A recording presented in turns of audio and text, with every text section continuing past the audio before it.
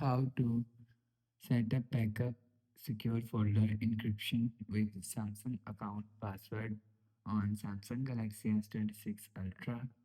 Let's start the video. First of all, go to App Library. Here click on Settings app. Now in Setting, scroll down and click on Accounts and Backup.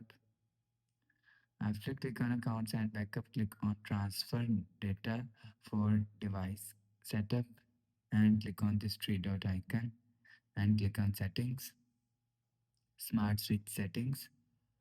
Click on Secure Folder Encrypted. Sorry.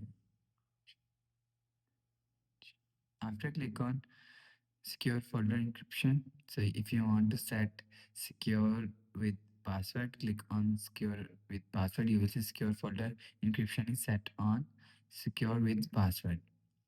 If you want to set secure with password secure with Samsung account, click on Samsung account. You will see secure folder encryption is set on secure with Samsung account.